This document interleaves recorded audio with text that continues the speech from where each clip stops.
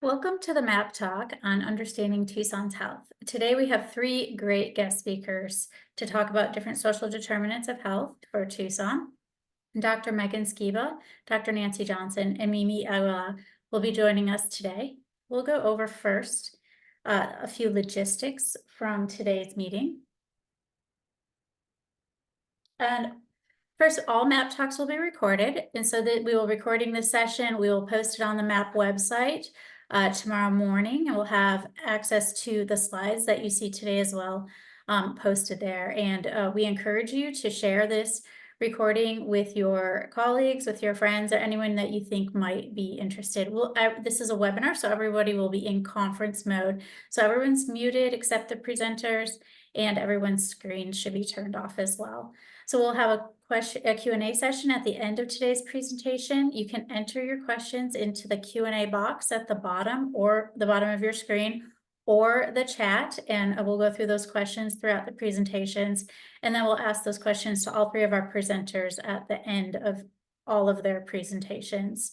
You can also email me at any time, jknipe@arizona.edu, your questions or concerns about today's presentation.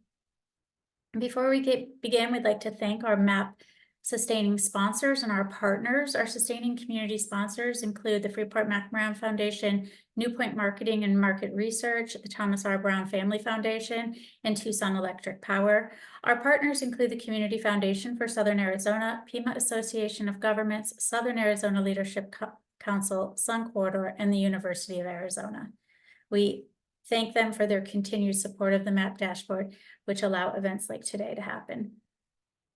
We also have a sponsorship with the Arizona Daily Star. They publish 2 MAP features each month.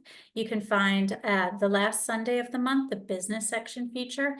This will be something economic related that is published on the front page of the business section the last Sunday of each month. And then towards the end of the month, either the 3rd or 4th Monday of the month, you can find the health feature on the front page of the health section. And this includes recent updated data from the MAP dashboard related to health.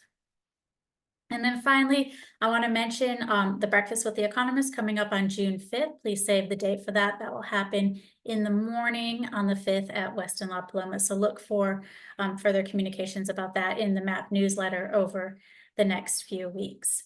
And with that, I will stop my screen share and I will ask Dr. Skiba to start hers. I turn on your video and start your screen share. Wonderful. So welcome, Dr. Skiba. We're really excited to have you join us today. Dr. Skiba recently wrote a MAP white paper. These are white papers that we commission for University of Arizona faculty and publish them on the MAP dashboard. And she wrote a really outstanding white paper on social determinants of health in Southern Arizona. I encourage you to visit the MAP website and check out that white paper if you haven't already.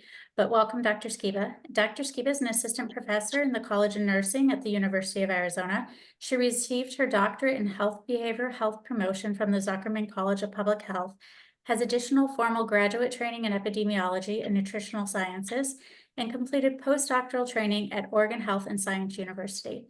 She is a registered dietitian nutritionist training at University of Houston and MD Anderson Cancer Center.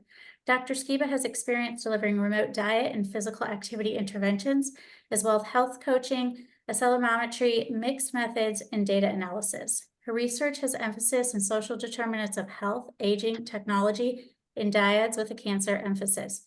She is interested in addressing cancer health disparities by connecting cancer survivors and their caregivers to the resources to live their healthiest and longest life. Thank you. Welcome, Dr. Skiba. Thank you so much, Jennifer, and thank you everyone for attending today. My talk today is I'm going to focus on the role of what's defined as connected communities and technology access on perceived health in Southern Arizona. So to set the stage, we have two trends that are converging that's going to produce a paradigm shift in the state of the United States healthcare system. First, traditional centered care-focused hospital-centered care that's focused on diagnosis and treatment is yielding more to a system of individual and community-centered care focus that's on preventive measures. This can include things like lifestyle management for chronic disease or prevention of chronic disease and mitigation of overall health risks. Second, innovations in mobile health, such as mHealth technology, offer applications and platforms to promote wellness and health management outside of formal clinical settings. So using digital health and leveraging available technologies may help enhance health equity at the population level. So really what this means is what we're seeing is that our digital, physical, and biological worlds are converging, and this has an impact on our economy, our social well-being, and our physical health. So there is a need to integrate data across these formal and informal settings to be able to identify what interventions might be effective and identify feedback functions. And one thing that requires for mHealth technologies and interventions that are built on those technologies is the individual and population level to access these technologies to deliver the interventions effectively. So framing the rest of this work is really the social determinants of health. These are defined as the conditions and the environments where people are born, grow, live, work, play, and age that affect a wide range of health, well-being, functioning, and quality of life outcomes and risks. So these have 5 key domains, including education access, healthcare and quality, neighborhood and built environment, the social and community context, and economic stability. These 5 domains together account for an estimated 50% of an individual's overall health, despite these factors being out of their control. Therefore, there's a greater need to characterize social determinants of health to identify the strengths that exist in our communities, to begin working towards shifting the current narrative of health being an individual responsibility to that it's the community's responsibility and that we should help take care of each other. There are many indices that exist that can be used to measure social determinants of health, but these often fall short in one or more of these established domains, and they often have a negative connotation as things like vulnerability, deprivation, insecurity. And so we're really working on reframing that into the positive strength context. And we're going to be doing so within Southern Arizona. So this is a community that is shared with 7 counties. Southern Arizona shares an international border with Mexico to the south, and we have New Mexico and California on either sides of us. So we are a diverse economic and environmental area of the United States.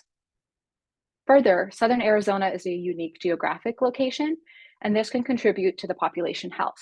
So for example, the population in Southern Arizona is both quickly growing in the numbers, but also aging rapidly. Cardiovascular disease, cancer, and diabetes are the leading causes of mortality in Southern Arizona. These diseases have an estimated $18.6 billion economic burden from healthcare expenditures, as well as lost wages. Additionally, the technology landscape is rapidly evolving. And so there becomes an increased urgency for the application of digital health on the local level. So previous studies have shown that health disparities exist related to age, sex, socioeconomic status, race or ethnicity identity, and geography. However, the influence of contextual factors of community and technology access are less defined. Additionally, as we talked about, we want to be able to create digital health or mHealth interventions to reach the populations with the greatest needs. It's imperative to ensure that those populations have access to the technology required. So that brings us to the present objective for today, and that is to determine the relationship between social determinants of health, technology access, and perceived health in Southern Arizona. And we're doing this through a geographic information systems analysis approach. So we started by developing a new indice to represent positive social determinants of health factors. We did this using an analysis called principal component analysis. We used publicly available data that represented the 5 domains of the social determinants of health. We mapped data from the American Community Survey, which is conducted by the US Census Bureau, and the CDC Places data, which utilizes the behavioral risk factor surveillance system to identify health behaviors and population health on the geographical level, including smaller geographic regions. We built this looking at 4 Southwestern United States, looking at the 4 corners. So that's Arizona, Colorado, Utah, and New Mexico. We mapped the variables to the domains, and through an iterative process, we ended up with 13 factors that remained. We looked at data that was collected and kind of combined from 2016 to 2020. So this was also in a pre-COVID era. We looked at the reliability and validity of our new classification and found it to have good reliability and validity both internally and externally to existing indices. So this is what it looks like on the factor loading for those 13 components that mapped to the what we called the C3, or the connected community classification. So those that are farther from the center have the greatest influence on the score. So the most influential factors, or items with the highest loadings, included a greater population percentage that have a higher household income, are above the federal poverty line, are considered food secure, have access to the internet, have attained higher education, and have a primary care provider. We then took this score, and to better interpret it on small scale or geographic and small scale levels, we cut it into deciles, or cut it into 10 for our final C3 values. The naming of the classification was informed by conversations with community stakeholders. So overall, looking at the C3, a score of 10 indicates communities with greater connection or high, where a 1 would indicate communities that have greater disconnection or isolation, low. We took data for Southern Arizona using 118 zip code tabulation areas, and those were the areas with complete data available. If there was too small of an area that couldn't be represented, we did have to drop that from the analysis. So in total, 118. We chose to look at it on the zip code tabulation area rather than a smaller granular level, such as a census tract or a block, because most people know their zip code for their residential address or where they spend the most time. Very few people, myself included, can recall the census tract in which my residence resides. So we wanted to be able to have it to be something that potentially could integrate into clinical care or relevance because it's on the zip code level. We next used a program called ArcGIS Pro for data visualization, and we ran analyses as well through Stata. All of our data was geographically weighted, and we used regressions and density modeling to visualize the relationships. We also computed what's called an adjusted spatial autoregressive model to quantify the relationship between technology, perceived health, and C3. Spatial autocorrelation regression accounts for the geographic data. So rather than looking at it on just an average for who responded, we're able to look at it more at that zip code level and able to look at the interdependence of the boundaries that exist in place. Again, I wanted to quickly just send thanks and appreciation for the community forum that we held in November of 22 to really name and understand and interpret this C3 variable, so that way we can really have it be a meaningful way. We first had a beta map that was developed and got feedback from nonprofits, healthcare administrators, educators, healthcare providers, as well as additional researchers. So we were able to use that to improve the interactive map, which I will share next, and to make it more informative and usable. So looking here, this is a density map. So what you can see is what would be called like a hotspot. So this is our map by zip codes. I'm going to put up a QR code that if you have your smartphone available with you, you can scan and you can visit this interactive map on your own time and kind of explore around with it. But our hotspots, or clusters of communities with high connectedness, are the dark blue clusters, and the areas that are more isolated are in the lightest blue. For those who might be unfamiliar with the region, what we're seeing here in Southern Arizona, the darkest blue are the suburbs around Tucson, Arizona, and metropolitan Phoenix. But we also see a hotspot on Nogales, which is a border community. If you look closer at this map, and I understand it might be a little bit small on your screen, but especially if you go into the interactive map, the red dots are the density of technology access, with each shade of red representing a smartphone, tablet, or a laptop or desktop computer. If you notice the gray areas, those are zip codes outside of Southern Arizona, and the few hatched zip codes were the ones that we had missing data. And what we found using a statistic called Morin's I to do this hotspot analysis, we did identify that there was significant clustering of connected and isolated communities, meaning that even though there are dispersed areas, the areas that are clustering are not randomly happening. Then looking at our spatial autoregressive models adjusted for health behaviors, we found that technology access was significantly and positively associated with population perceived health. So to say that again is that at a population level, communities perceive their health to be better when they have access to technology, accounting for social determinants of health. This is a pattern that specifically we found for tablets or laptop or desktop devices. There was greater perceived health of the residents. So we did not see any significance for smartphones specifically. Looking at good overall health, we wanted to see which part of technology or social determinants of health C3, what has the influence. So again, looking at this relationship, we saw that higher C3 values, or again, more connected communities, was positively associated with technology access for smartphones, tablets, and laptop or a desktop directly. This pattern was identified in such a way that as C3 increases for a community, so does the resident technology access regardless of the device type. Additionally, C3 was positively associated with perceived overall health indirectly, where the relationship remains significant for laptop and desktop access.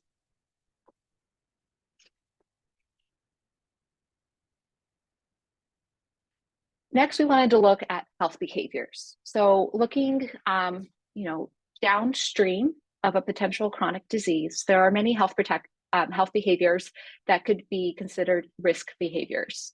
And so looking at models adjusted for demographics, technology, and rurality, we found that C3 and technology directly affect engagement and health behaviors.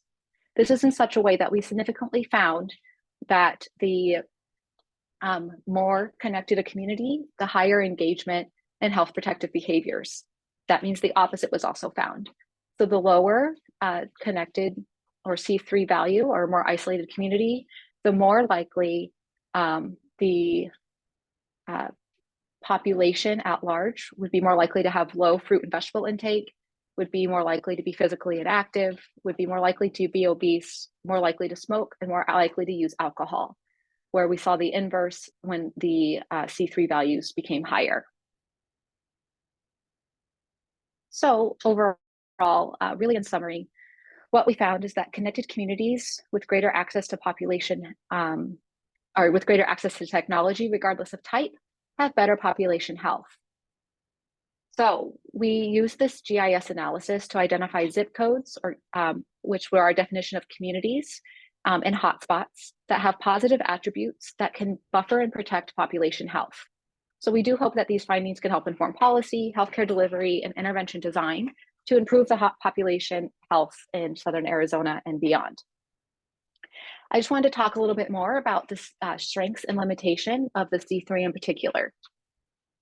So some current indices that exist have components of social determinants of health, but not all. So based on our knowledge and review of the literature, the C3 is the first one to do so with a social capital or infrastructure perspective.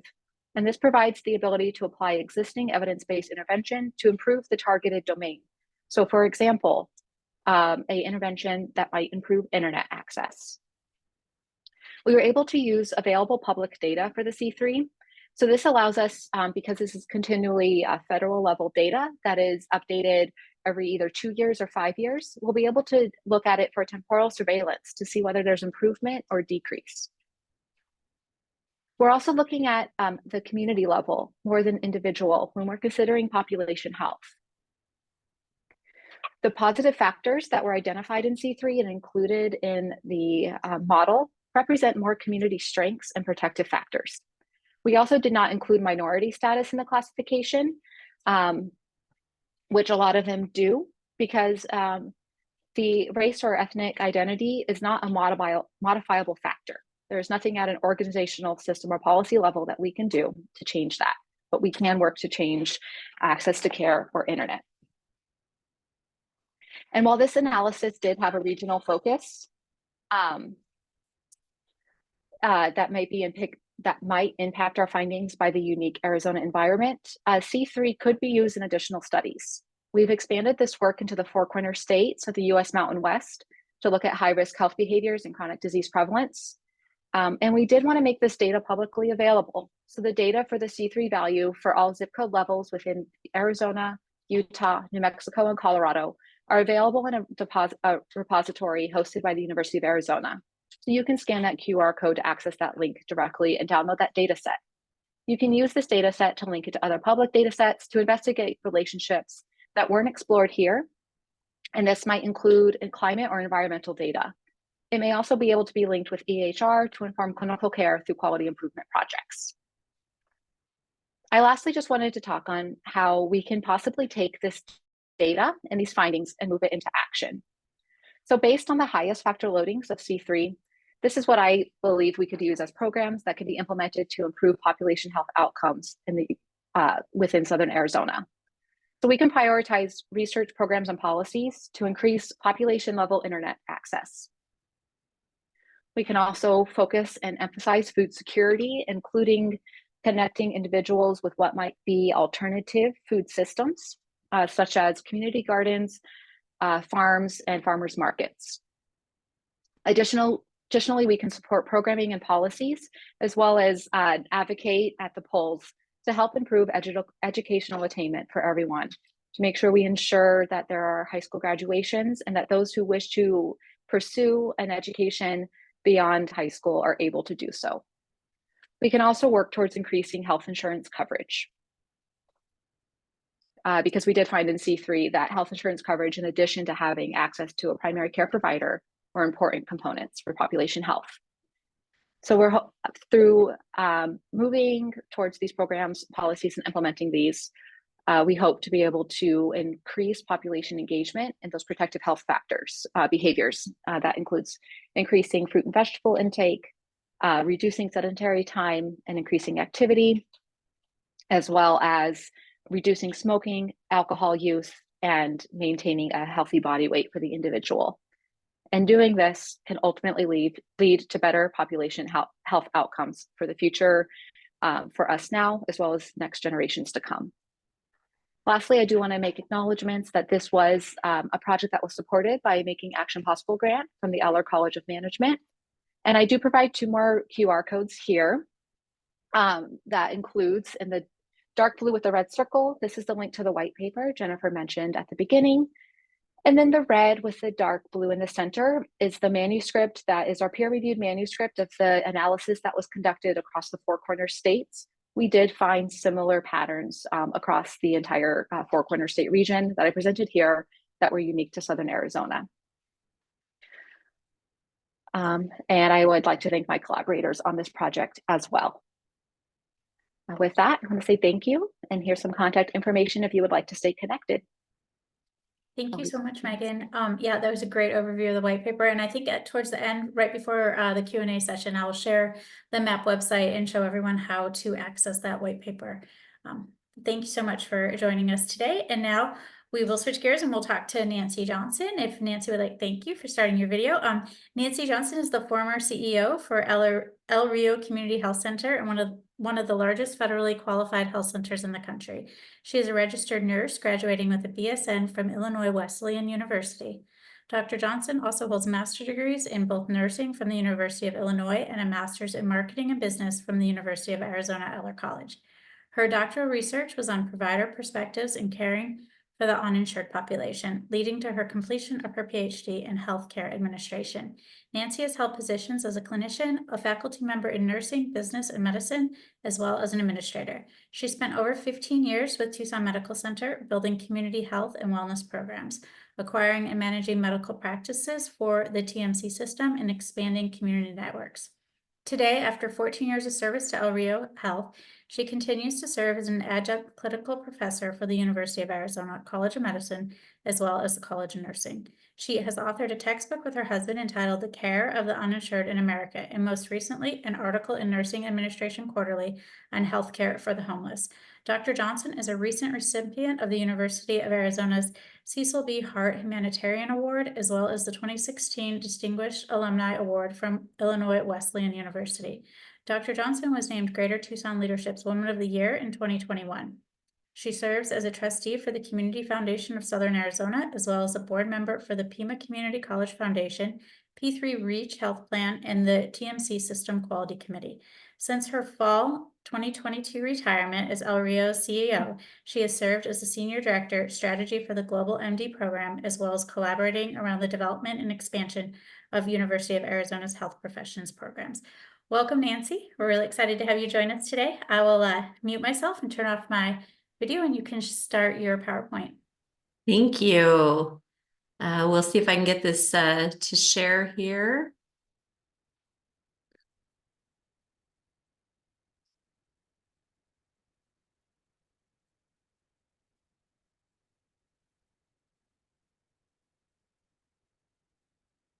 There we go. Are you good?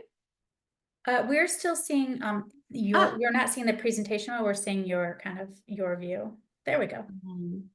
Okay, what am I missing here? Hold on a sec. Sorry, guys. We just did this and practiced it.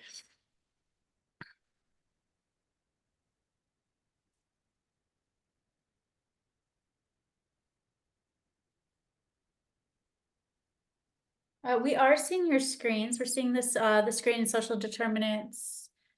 Got it. Yeah. Thank Okay, you. Perfect. Okay, so let me see if I can make this go back a slide here.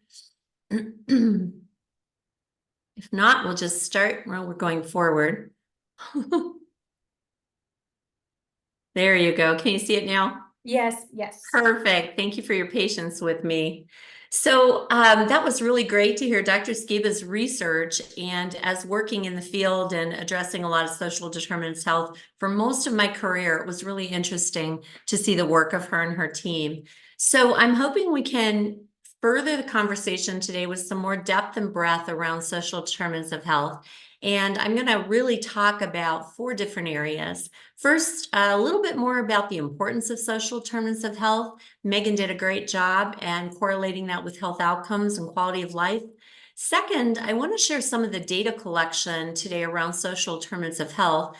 One of the premises of Dr. Skiba's research was how we don't really have a lot of robust data collection around social determinants of health in our communities, but we're getting more and more, and we have ongoing research going here locally, nationally, and across different health provider groups. And then third, I want to take a look at Pima County and talk a little bit about poverty. because, you know, I really see poverty and chronic poverty as root cause analysis for a lot of the social determinants of health, and their interplay is so powerful in creating better lives for individuals and families in our community. And last but not least, just a little bit about a bigger conversation about community planning, engagement, and policy happening here in our community today.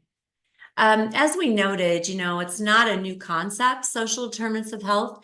And I remember a few years ago working with health plans, particularly those providing insurance for low-income Medicaid recipients. And it was like a new concept to them that the interplay between housing, employment, education could be so impactful upon with healthcare expenditures, utilization of healthcare, and morbidity and mortality numbers. But we've known that these non-medical factors greatly influence health outcomes. The definition that Dr. Skiba shared is the one from the CDC with the second bullet here. And third, adopted by the CDC recently and pulling from the World Health Organization, really expands that wider set of forces and systems, including economic policies and systems, development agendas, social norms, social policies, racism, climate change, and political systems. So the power of our world in which we live can so greatly impact how people are able to live and grow and achieve. It can't be underestimated at any point in time in our work. This is really an expansion. Remember the circle that Megan had in her slides. This takes the 6 domains of social determinants of health as identified by Healthy People 2030.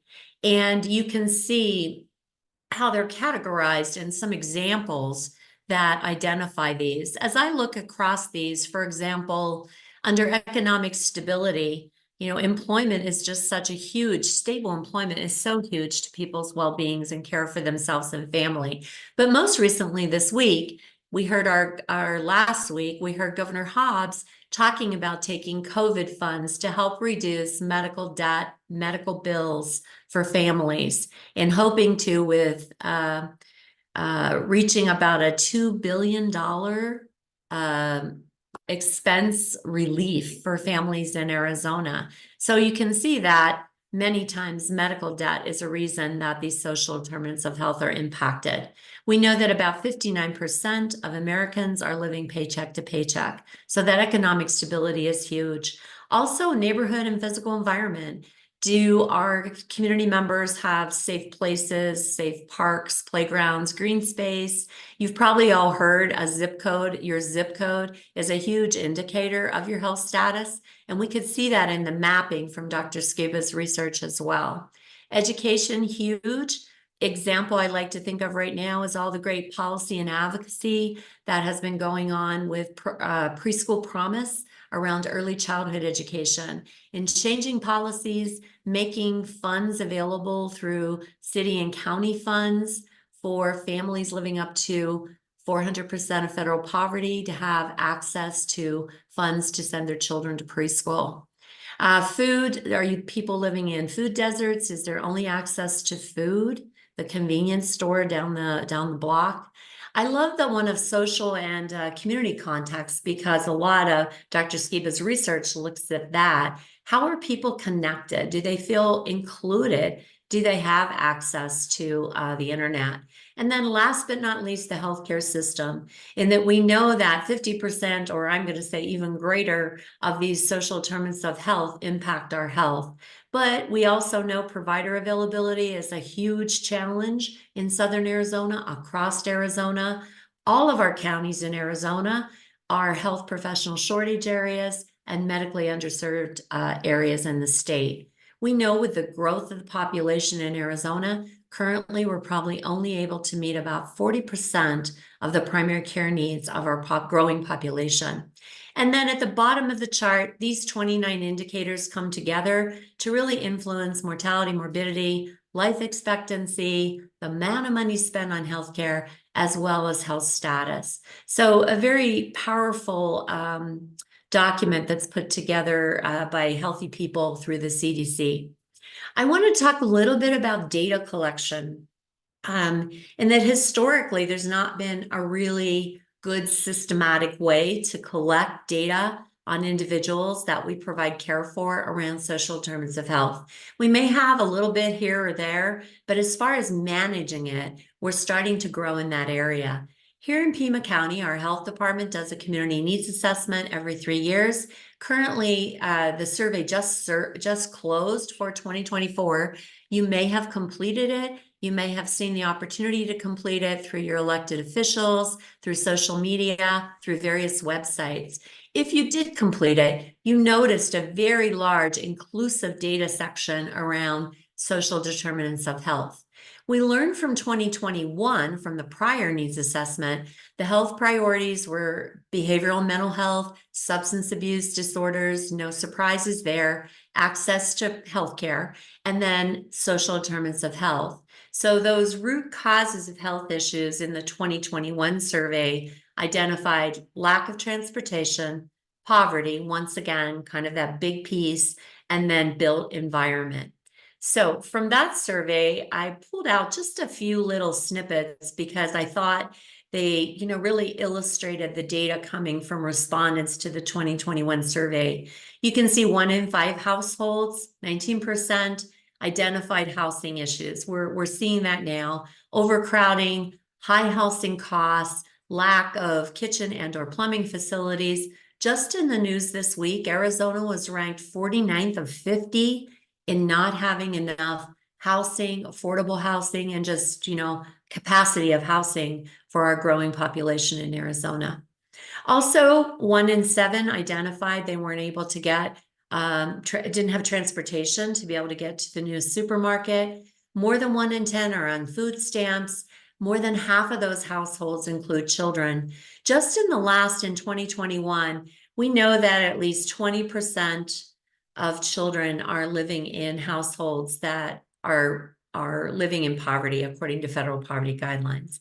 And then lastly, more than a quarter of Pima County residents speak a language other than English at home, and 30% identify their English as being not that great. So when we think back to those domains, think about trying to get education, trying to be included in a community when some of these social determinants of health are present.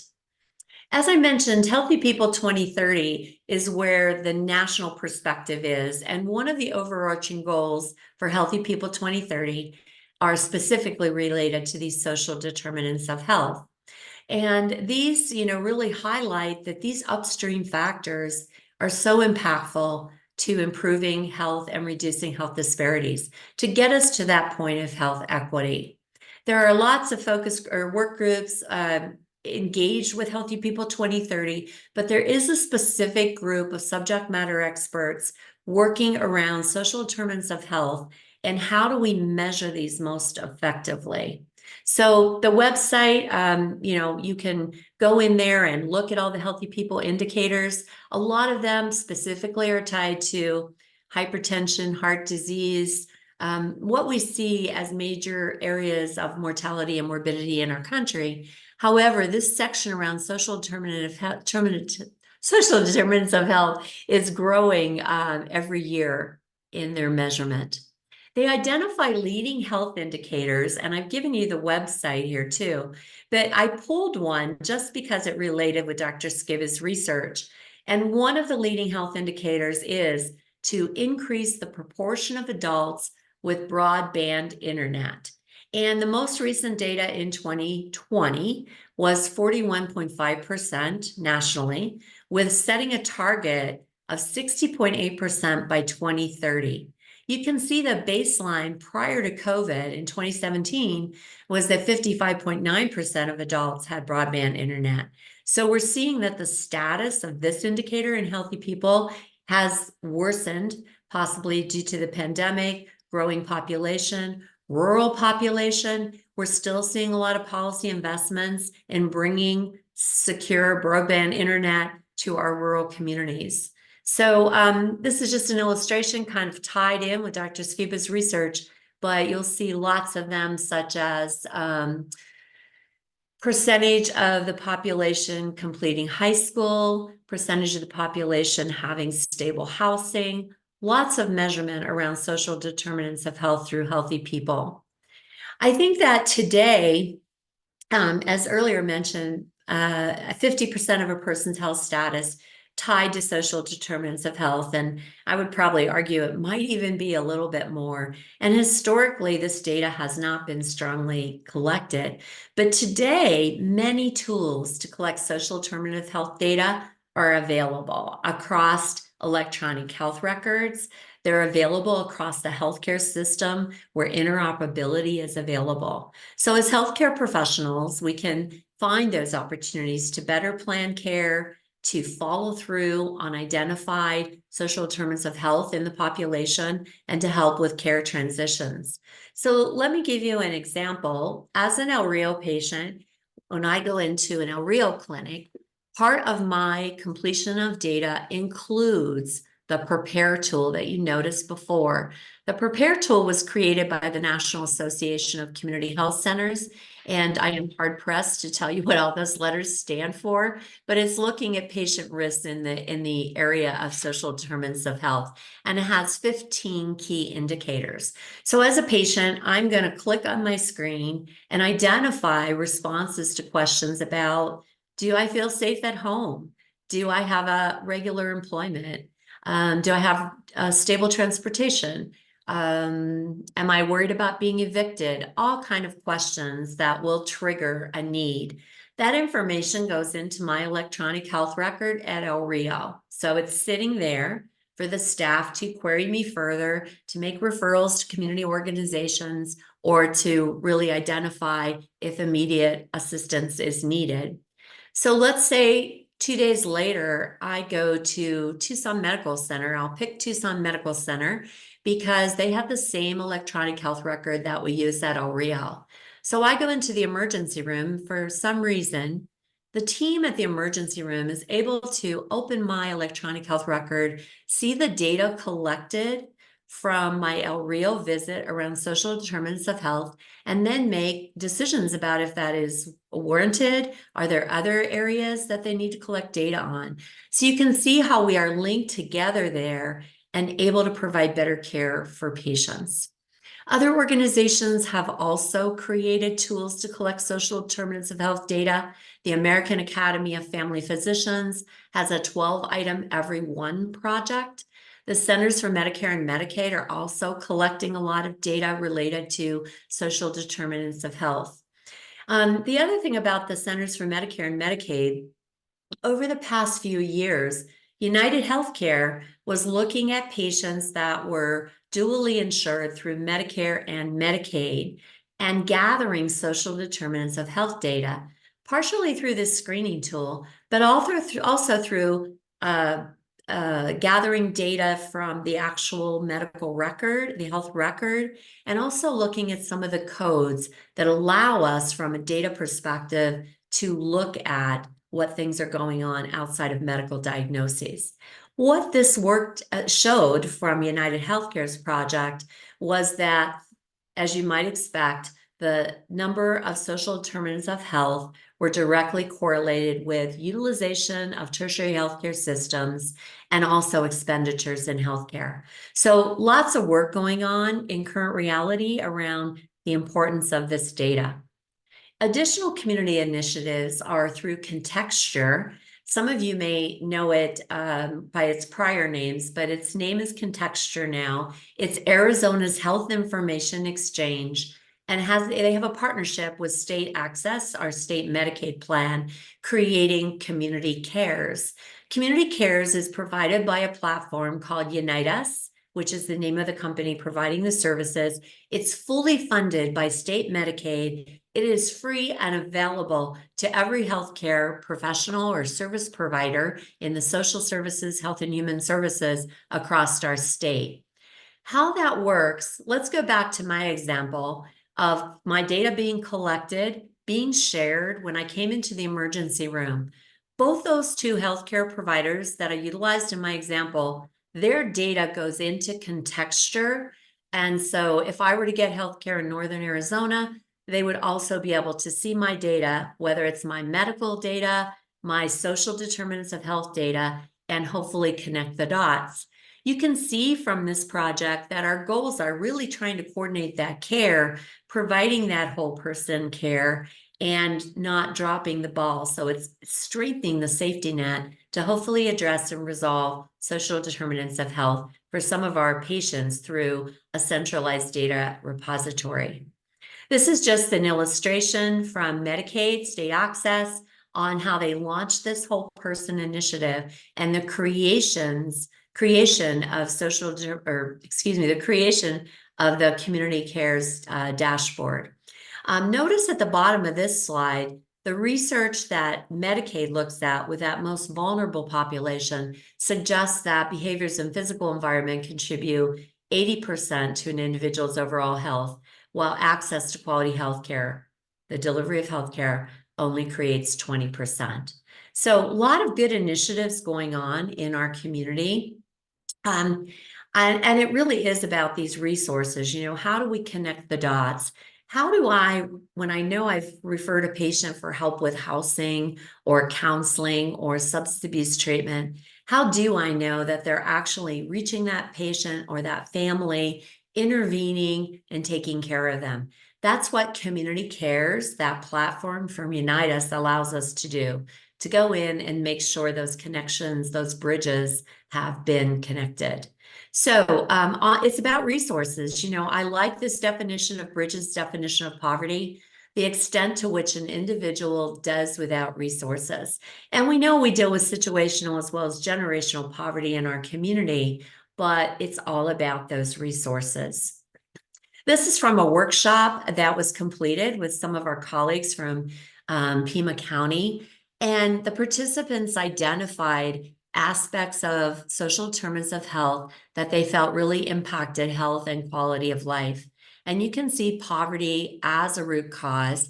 You can also see on this slide all the variable items that show up in those domains from healthy people, whether it's education, housing. We see the definitions of social determinants showing up for this free-flowing form around racism, income, incarceration. So all of these very complex topics on how we intervene and how we create change in Pima County. I pulled this from the MAP dashboard in that this is Tucson's poverty rate, 15.1% higher than 11 comparison cities in the Western US. And currently now, more than 1 of 7 Tucsonans live in poverty. So we can do better. And how do we go about doing that with such complex systems and entities? You can see how we're trying to get a little more sophisticated and consistent, like data collection, how we're building that interoperability across systems so that people can have a full look at the person that they're trying to help with. But I think I was most excited about the Prosperity Initiative. And this has been approved by City of Tucson, City Council, Pima Board of Supervisors, and being kicked off really by community education. The Prosperity Initiative is really designed to help us put together a set of policies that are research and evidence-based to guide our impact in the community, to create community wealth and help to address poverty in our community. A lot of that is tied to social determinants of health, whether it's policies around education, whether it's policies around housing, zoning, will make an impact. This is an opportunity to be changes, as you see from Pima County Chair Adelita Grijalva, and we'll be pulling together stakeholders in the coming months to have more dialogue and conversation. There's a whole template online that looks at some of the policies in place in our community that really are problematic in terms of helping people achieve better lifestyles, address some of those social determinants of health. So I hope that that's added some more depth and breadth to your learning today. Thank you so much for your attention, and I look forward to hearing your questions and thoughts. Thank you so much, Nancy. I thought that was a great overview of social determinants of health, and I really appreciated you highlighting the community initiatives to support both the collection of data and just how the community is working to create impacts in the Southern Arizona region. So now we'd like to welcome Mimi Aguilera, and thank you for turning on your screen, and you can start your PowerPoint presentation. I will give a short introduction of Mimi. So Mimi Aguilera moved to Tucson 27 years ago from Chicago. Over the past 27 years in Tucson, she has worked in the nonprofit industry as a development director for several local and national nonprofits. She became the executive director of We Care Tucson 2 years ago.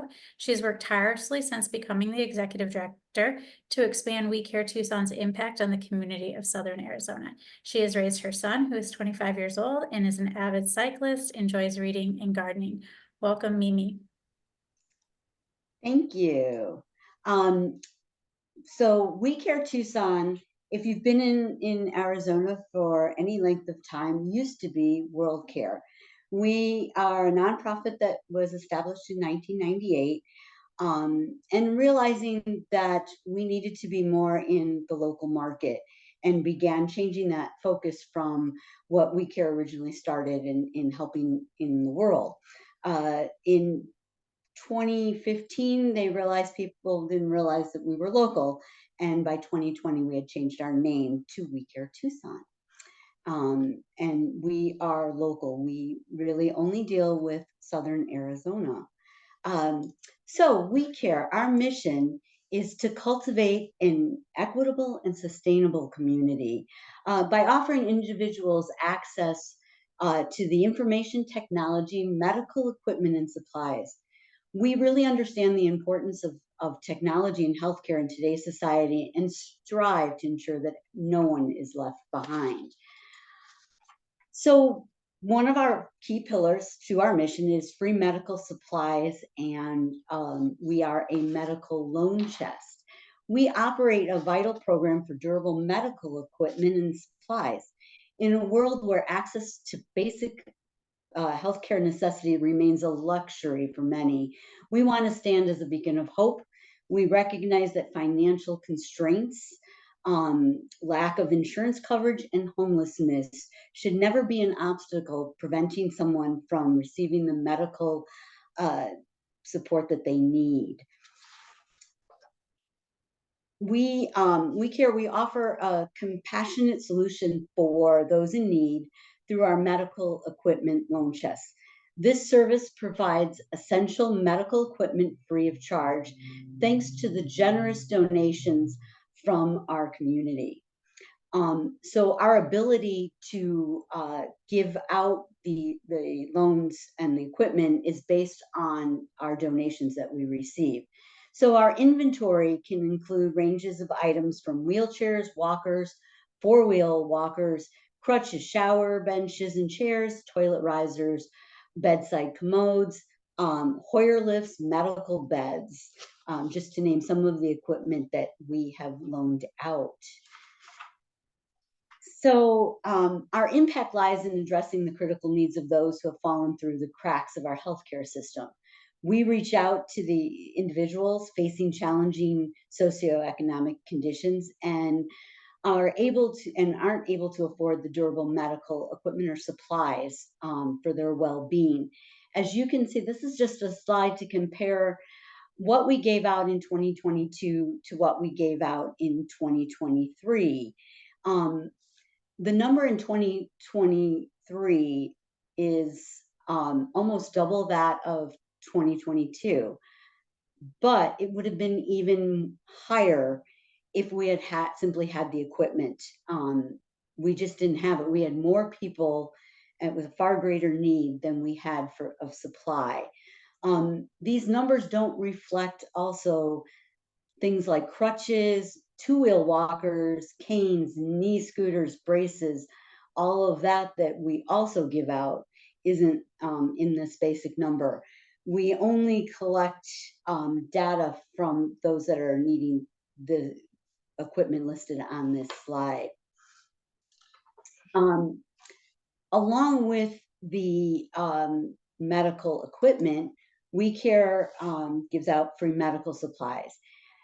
We firmly believe that everyone deserves the opportunity to lead a healthy and fulfilling life, regardless of their socioeconomic status or housing situation. So we understand the unique challenges faced by individuals experiencing homelessness, and we strive to meet their specific needs by providing them with essential medical supplies, and resources, we aim to restore hope and dignity, empowering them to take control of their health.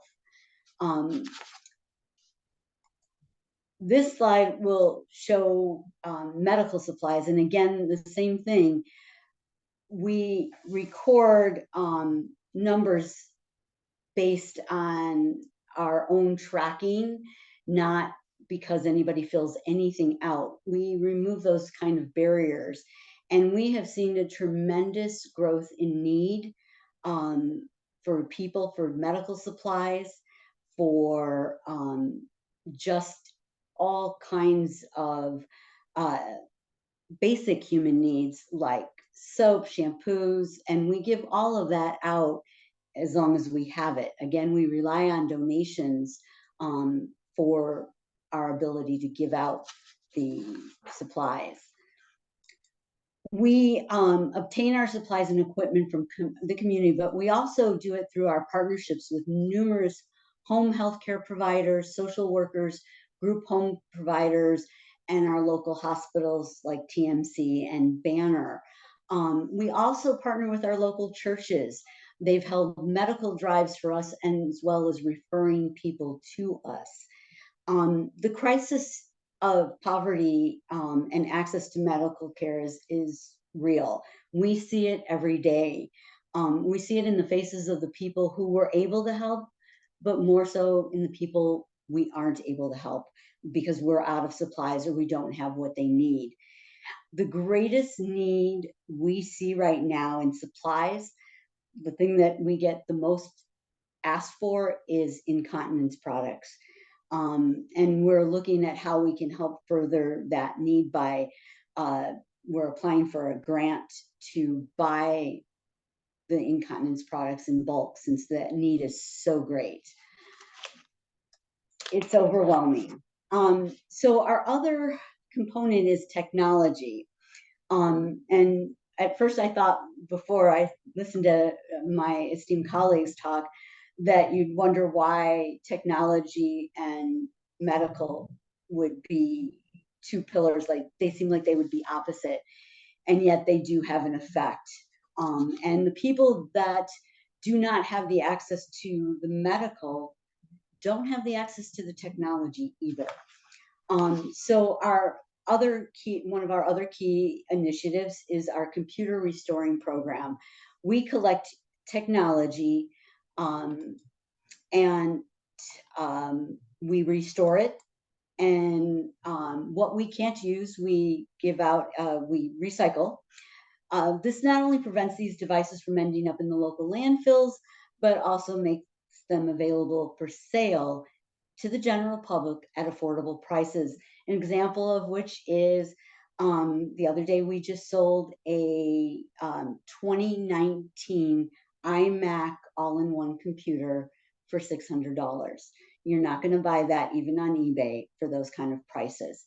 And so by restoring these devices, we provide affordable options for individuals who otherwise struggle to acquire the essential technologies, opening up new opportunities for education, employment, and personal growth.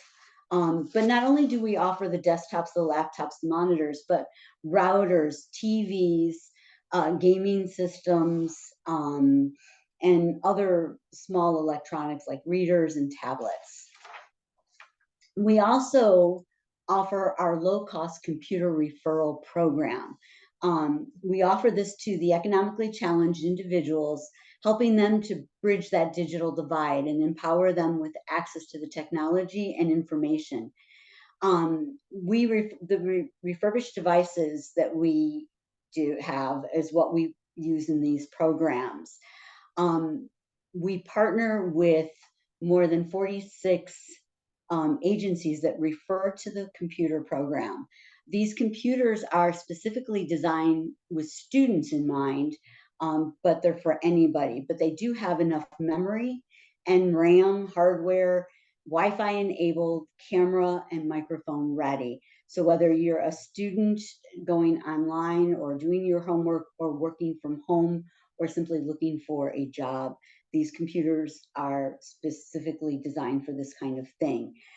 We also realized that there was a need for basic computer classes, and we have partnered with United Healthcare's Medicaid store and offer free basic computer classes, and also basic cell phone classes. A lot of the seniors don't understand how to use the newer technology, how to get around in them, and we offer that. We also offer it at our store, where we have seen from the refugee population that a lot of the young people don't know how to use a laptop. They know the phone, but not the laptop. And schools, high school and college, if you want to get there, you need to be able to utilize a laptop. We also, in trying to bridge the digital divide, have offered a youth tech camp. It is a free 1-week camp for middle school children, giving them an opportunity to explore in depth in computers, how to repair them, take them apart. They go on field trips to learn about jobs opportunities within the tech field. This helps get kids interested in STEM. We also, for this program, provide lunch free for them as well. And we're very proud of that program, and it was very successful, and we'll be expanding, offering it a couple of extra weeks this coming year. So with all this technology, what we can't use, including with the medical equipment that we can't use, that is in bad shape, and can't be fixed, we recycle it. And this way we're keeping it out of our local landfills and helping sustain our community. Now, I want to kind of share a story to really drive home our mission and what we do. This is one of the story of one of our volunteers, but who originally came to us in need. His name is Ramon, and let me share his story with you.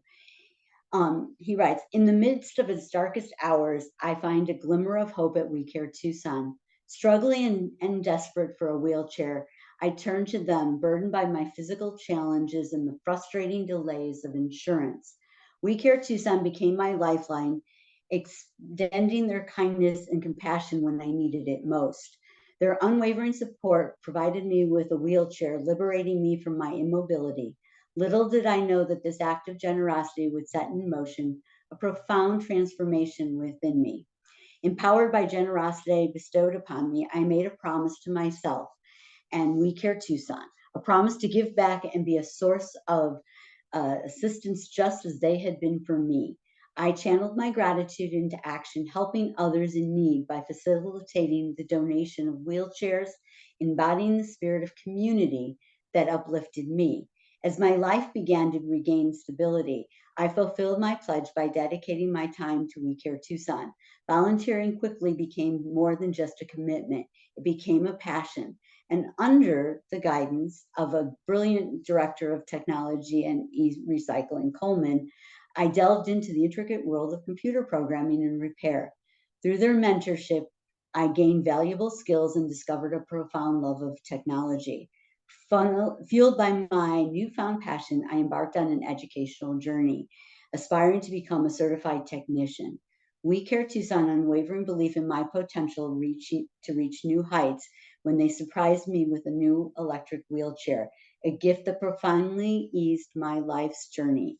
Now, as I continue my education, I'm not just a beneficiary of a kindness, but a testament to compassion and transformative power. My story is one of resilience, gratitude, and the incredible impact of the community support. With each day passing, I'm inspired to pay it forward and to be a beacon of hope for others, as We Care was for me. I strive to achieve my dreams of becoming an AIT certified technician, and I carry with me the lessons of kindness and the belief that we can overcome any obstacle that life throws in our way. And I share this story because it really shows the need of our community to come together, and the great need that we have. And I'm very proud to say that Ramon got his AIT certification completed this past December. So that's We Care Tucson, and what we do and how we are working to bridge the great divide that we have here in Tucson with access to both technology and wellness. So thank you. Thank you, Mimi, for sharing with us the resources that We Care Tucson provides for our community. We'll start question and answers now if Megan and Nancy would like to start their screens. And I guess we'll start with you real quick, Mimi. And we were asked, you mentioned a list of the classes that you offer, and somebody asked if you could provide a list of the classes in the schedule. If you have a link, maybe you can just drop that in the chat to everyone for them, or maybe point to where on the website they can find those classes and the schedule. I will write our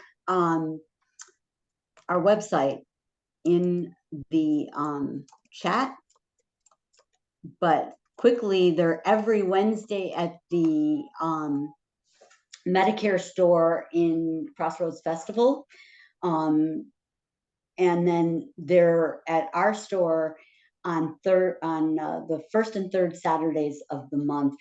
We offer it, and it's free. And sometimes, depending on the size, you can get customized class on what you need. So if you needed something specific. All right, thank you. Megan, we'll move to you and we'll ask, there was a question about, do you think the pandemic has influenced or changed the relationship that you estimated in your paper? I think it could be possible. It's a great question. I think it's worth reevaluating when data does come out from the specific data sources.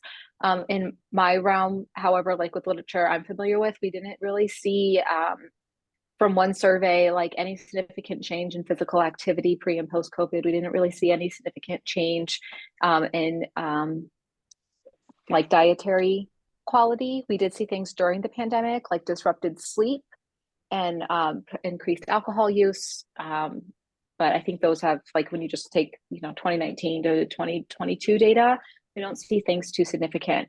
I do think because of some of the funding that was used as social safety nets during COVID to increase some broadband access or to have emergency food might have potentially influenced at least population level, but I haven't seen the data yet to know for sure. Great question. Thank you. And this question is for you, Nancy, and Megan, if you want to jump in on it too, that would be great. So I wonder, the person asked, I wonder about the direction of causality in social determinants of health and health.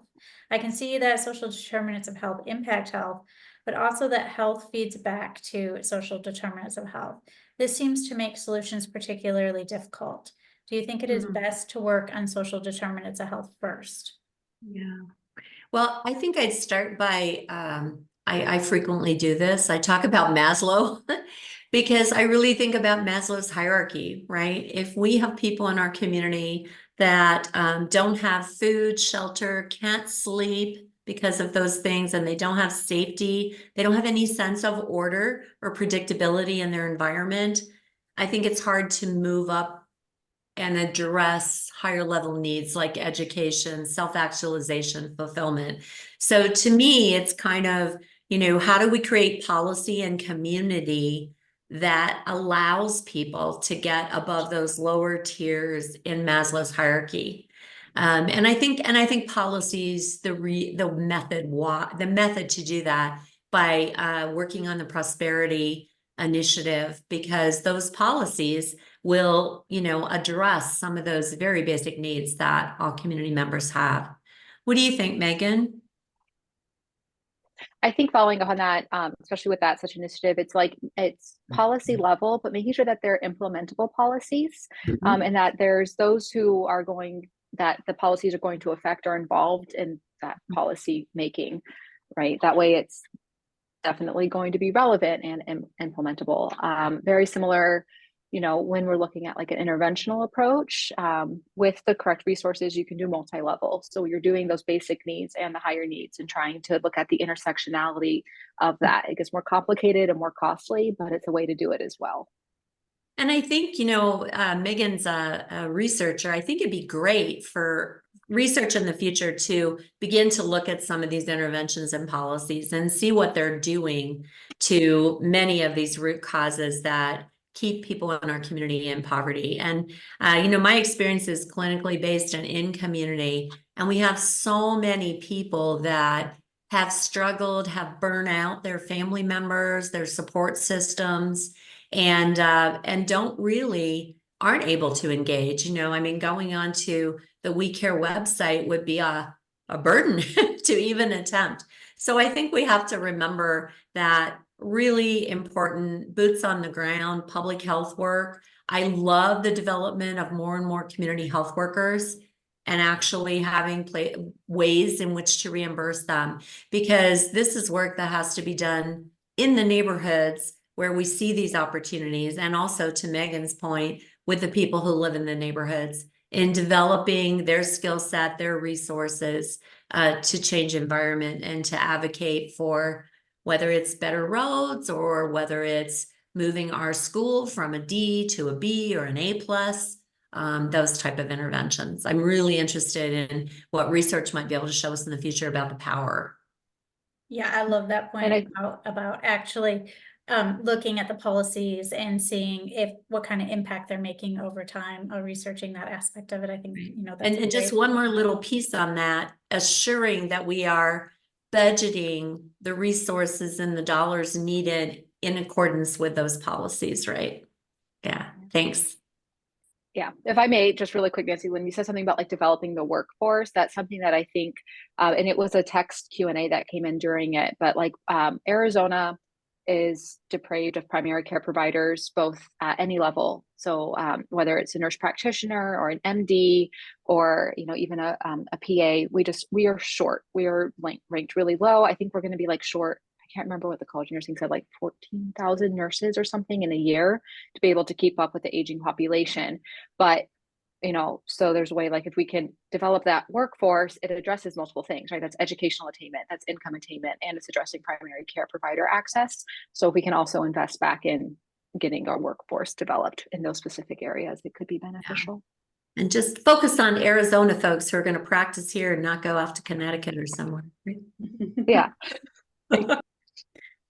Great point. I have another question for you, Megan, and is broadband access more or less important than access to affordable mobile devices in terms of your research?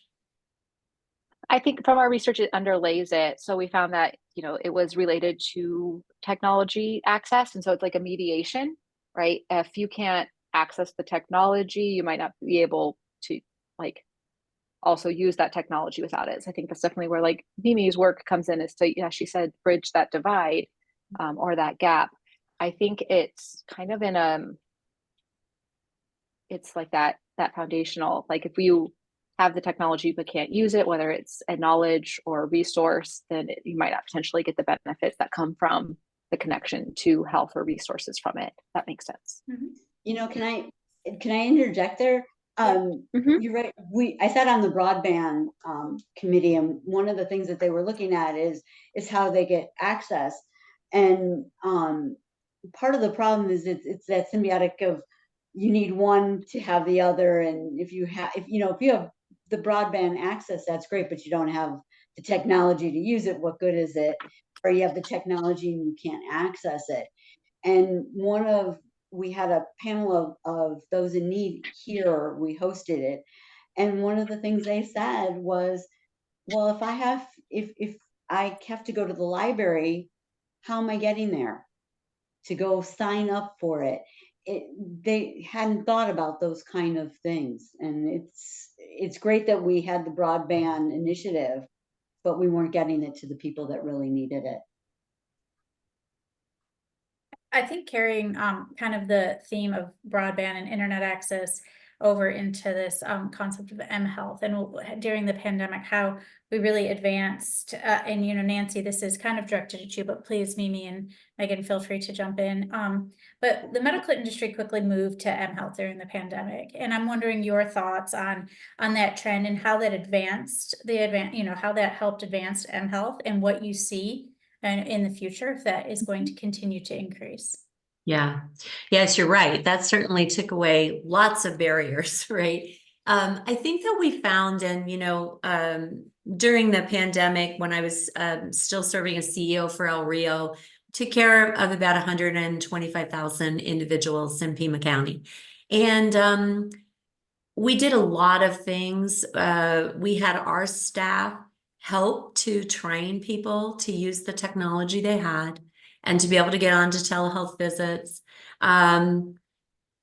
We had family intergenerational support around that. Sometimes people would say, I need to have a telehealth visit. I need to show you my leg or whatever, but I got to wait until my granddaughter can come over to help me with this. So, we saw a lot of people, and also because we were able to bill for all those interventions, we were able to bill for audio calls too, right?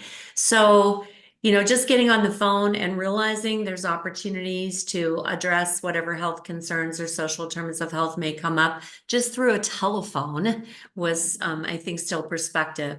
So let's look at where we are today in 2024. We have really robust patient portals. People get on, send their questions, make their appointments, send in pictures, all of it, right? But we still have patients, particularly, and I don't want to say it's all older patients, but we have some older patients that really do want to come in. Patients who have children, they do not want their child's well visit to be a telehealth visit. They want to come in. Behavioral health, that's an area where you see all this telehealth, all this mobile health going on. Many patients want to come in and sit down with a person. And, we've had to really work on pulling people back in. So I see telehealth as an adjunct, particularly with the shortage of primary care and nursing, that we've got a full schedule here today, but I have a colleague who's doing telehealth appointments today, and I will feed that person. I will triage that call to telehealth.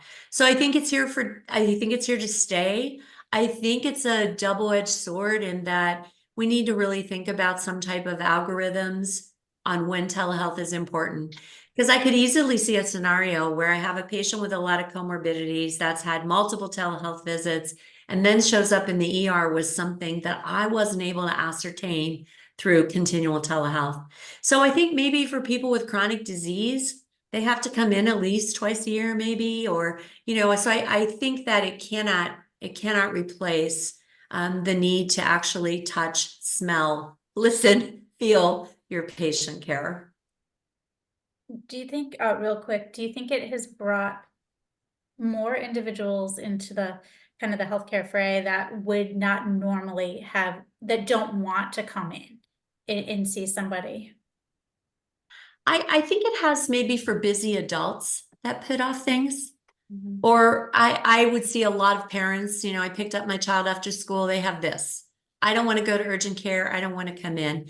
But, we have always offered a 24/7 registered nurse triage system. So our patients in the El Rio system have always had access 24/7 to care and been able to schedule appointments through that nurse and get advice and counsel.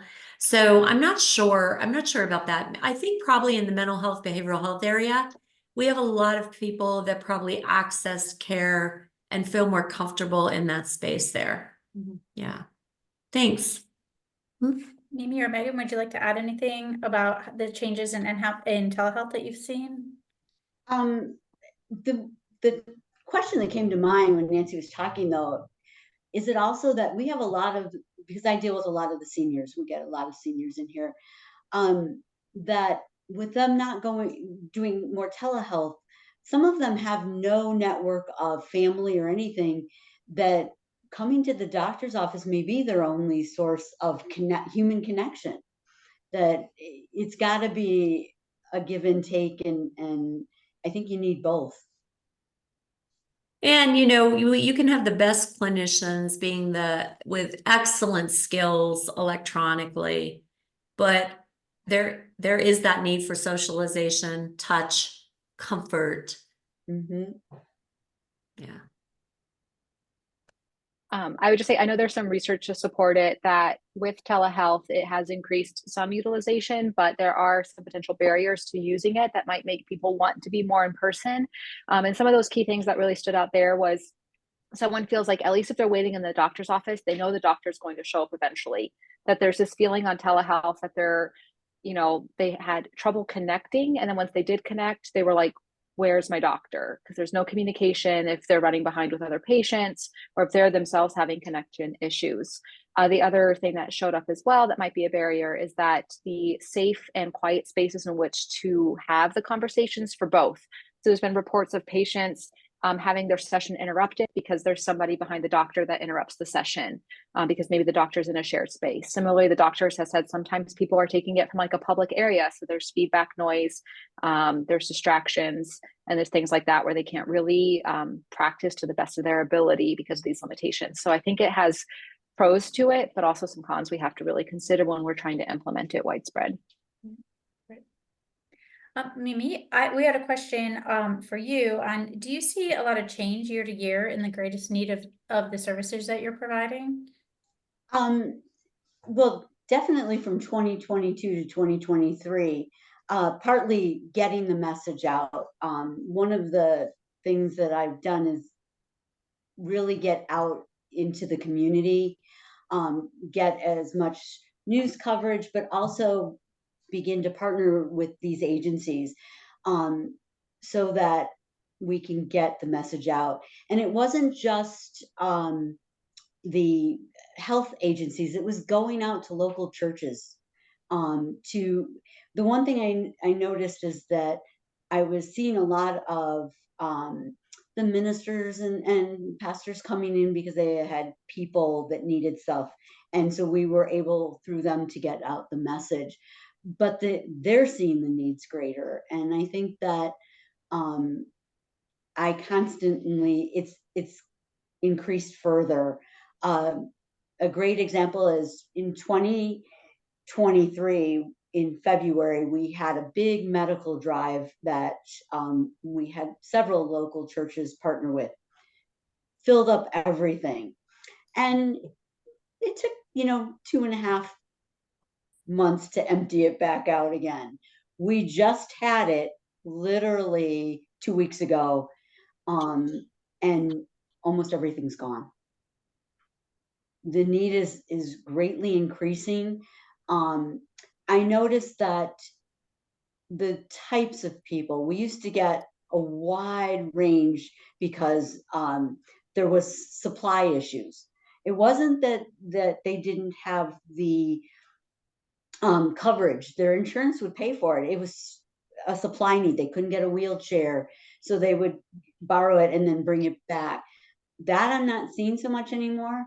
But now I am seeing so many that don't even have insurance or they're denied something and they need the help.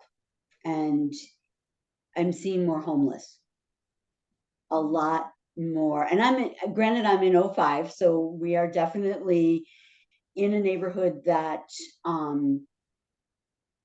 there's a lot of that low income, a lot of need, a lot of poverty. But we're seeing in vacant properties a lot of little homeless communities, more so than I saw 2 years ago.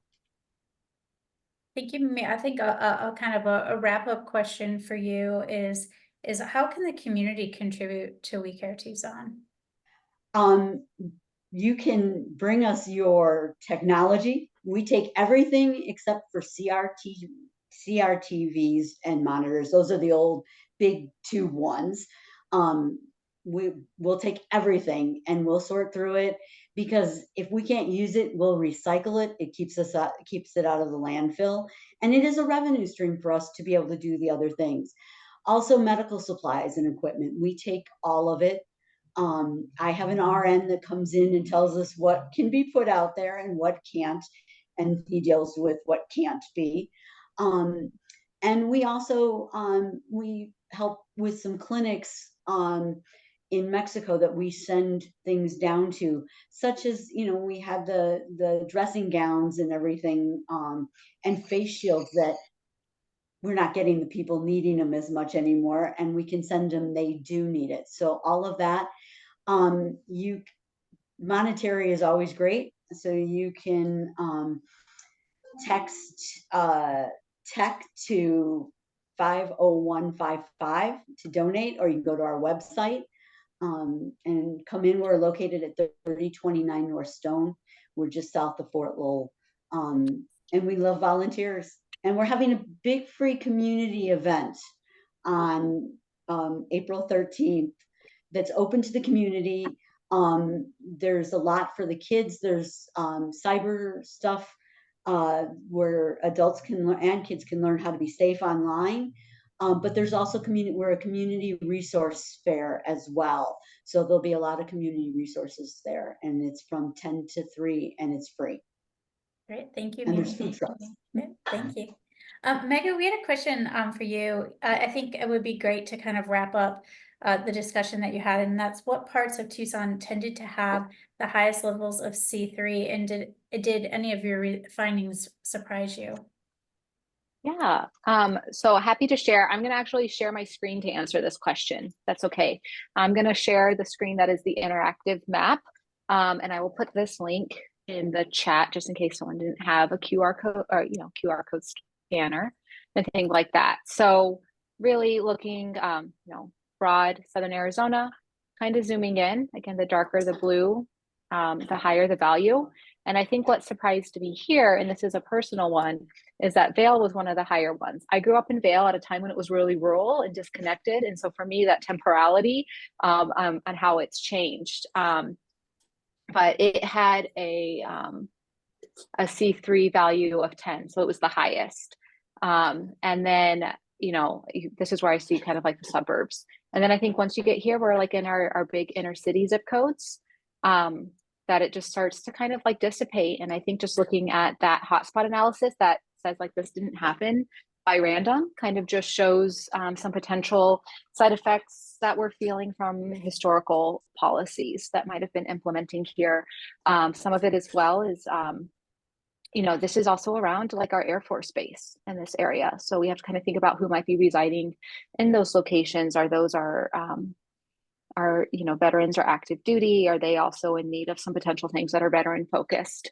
And then I think it's also just interesting. You kind of look at the spread of suburbia to like Marana, which also, historically was farming and now it's been built up as well. So I think those are the most interesting findings for me, and maybe unexpected. Because as well, I think this zip code, I believe, is the U of A's. I'm just gonna double check. Yeah, so this is the U of A's zip code as well. And so it was a little bit, unexpected, because in the actual campus itself, it seems like it'd be really vibrant in that. But when you look at the community surrounding the campus, perhaps, they're just not, that could be canceling all of that out. So I encourage anyone, if they're interested in learning more about their neighborhood or neighborhoods they serve, you can also search a zip code. So if you're interested in Vita Ranch, you can look at it and it'll zoom you over and give you all of that. So thank you for that question. Yeah, no, thank you. And then Nancy, I think as our wrap-up question for you is, someone asked, what role do cultural beliefs and practices play in shaping health behaviors and access to healthcare services? Oh my goodness, what a large question that is. Well, you may remember one of the domains in social determinants of health had to do with cultural factors and beliefs and health beliefs. And I think we'll kind of pull in what Megan had mentioned earlier. As we're looking at trying to expand and increase our workforce, our healthcare workforce across the state, we're really looking to find that diversity in our healthcare providers. Because obviously, if you and I share the same lived experience, my ability to help you address whatever goals or challenges you may be having is probably more powerful than someone who doesn't share those experiences. So as you look at the diversity of our population, that would be where we're attempting to really work on targeting. Just referencing back, because I'm involved in the grant with the community health workers, we actually have some individuals training to be community health workers that are from Afghanistan, that are, all different backgrounds, ethnicity, to really help them serve people who have their shared lived experiences. So, having people who understand what you like to eat, what you like to do, and where you go to church is certainly powerful in improving health outcomes for people. Well, thank you. I want to thank all of you for joining us today. It was a really great discussion on social determinants of health. And before we leave, I want to share my screen so I can show everyone where they can find the white paper. If I can get my screen to share, here we go. All right, so this is the MAP website. And if you go to the library section here, on the left, you'll find a list of MAP white papers. And if you click on that, you will find the impact of social determinants in health and technology access, health behaviors, and health status in Southern Arizona. If you click on that, it will take you to an overview of Dr. Skiba's white paper, and then you'll be able to click on the full white paper and read that as a PDF. So I encourage you to check that out. And also, I know many of you probably signed up for this newsletter, for this MAP Talk through the newsletter, but if you found information about this MAP Talk in another way, I encourage you to sign up for our newsletter, which you can find down here, just your first name, last name, and email address. And we will send out 1 to 2 emails each month, letting you know about data updates and upcoming events. We will be updating a large majority of our health data on the website next week. Many of our health indicators we get from the county health rankings, which just released their data yesterday. So we'll be updating things like teen birth rate, our physical well-being, our mental well-being indicators on the MAP dashboard over the next few days. So you can find all of that right here under our health section. And also I will be publishing this MAP Talk on the website. You can find it in the library. You'll be able to find it in this slideshow, but also here is where it will be most prominent for the next couple months. You'll be able to click on it and view it from there or share it with your colleagues. So thank you, Nancy, thank you, Megan, and thank you, Mimi, for joining us. Really great discussion, and we appreciate your time today. Thank you. Thank you. Thank you. Bye-bye, everyone. Bye.